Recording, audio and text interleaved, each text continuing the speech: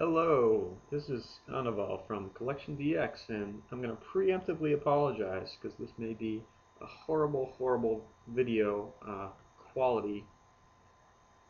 horrible quality video coming here. But I'm going to do it anyways and make you guys suffer. So what I'm actually going to be bringing you today is more of an overview, hopefully a quick overview and less of a full review of the robot Damashii VF-25G Super Messiah, and it's Mikhail's unit from the anime from a couple years back, Macross Frontier. Now, Josh just did a review a couple of days ago for the VF-25F, which was Alto's unit, and pretty much everything he has to say, I agree with. This is a great little solid toy. I have a couple other Robot Damashii figures, and I would say this is the best feeling one out of any of them. Figure itself, the fit, finish, and feel are great. You know, some parts are PVC, but it's very hard, quality feeling PVC. Feels a lot better than a Revoltech or an older Mobile Suit in Action figure. There's a lot of just polystyrene or ABS plastic here. Very durable. Nothing's really falling off here. The base figure is great. The paint here is amazing. It may show up in some of the still photos. I haven't taken a look at them yet. It probably won't show up very well in this video, but the paint here is incredible. I love it. It's like a metallic pearlescent blue. I don't know how they did it. It just looks amazing. The whites are like a metallic pearl white, and even the blacks. It's not a pure black. It's really nice looking. I'm probably going to leave this figure when I'm done with the review with the armor off, just because that blue just looks, you know, the paint on the whole figure just looks amazing to me. So we'll do a quick dip into articulation here. Articulation is amazing. So I'll start from the bottom up. You got toe, goes back and forth. It's kind of a ball joint. You get an okay range of motion here, but the armor on the bottom of the leg affects it a little bit. But it hasn't been an issue so far for me. Knee armor folds in and out. Double jointed knees here. Really good range of articulation. None of the articulation here is really affected by the armor at all. I'll maybe dip into that a little bit once I put the armor on. So double jointed knees. You can even get like Gerwalk knee going on here. I'm not sure why. But it's there. Hips on a ball joint. Also, it goes up and down at the crotch. Haven't really used that feature, but it's there. You get a waist joint.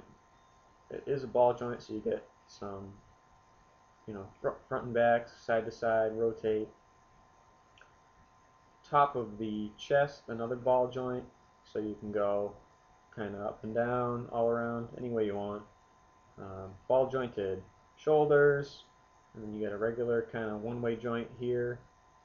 Double jointed elbow, goes like a full 180 degrees. This armor piece is on a joint, so you can kind of get it out of the way. Let's see what else. Head, two ball joints, one at the base of the neck and one at the top of the neck. Head will spin around. No posability on the head laser, which you know, would have been a nice thing to have, but not a big deal. I forgot about these things too. They're on ball joints, so you can pose them whichever way you want. They stay on pretty good. Everything on this figure is just like, it stays on. The gun could fit a little better in the hand. The hands are a little small, but it's not a huge deal to me. One last thing I'll go over. Two last things I'll go over. The backpack piece is on a joint behind the neck, so you can go kind of up and down.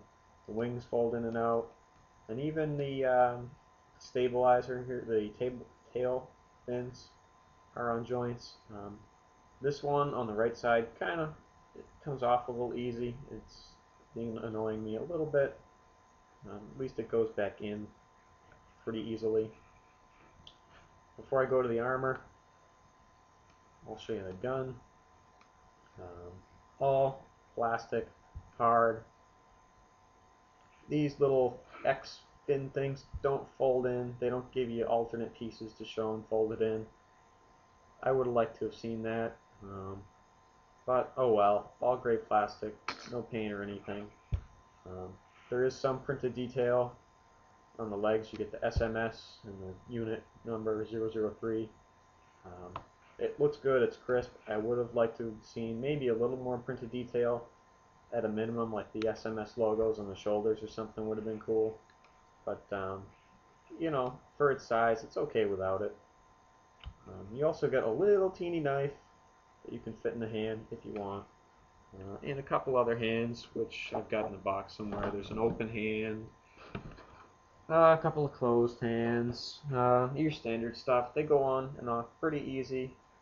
They're like the reverse hand where the ball is on the arm, not on the hand. And I think for, especially for something this size, that's good. Because I've had problems where if you have a ball on a hand, the ball comes off the hand, and guess what? It's stuck in the arm, and it's stuck there forever, and you can't get it out. Here, the ball is like hard plastic, not soft part of the hand. You don't have to worry about that at all. Alright, so now I'll try to quickly put the armor on. Armor is all hard, shiny, not super shiny, but not dull either. Semi-shiny plastic. A little bit of painted detail here and there. Goes on like rock solid, almost everything at least.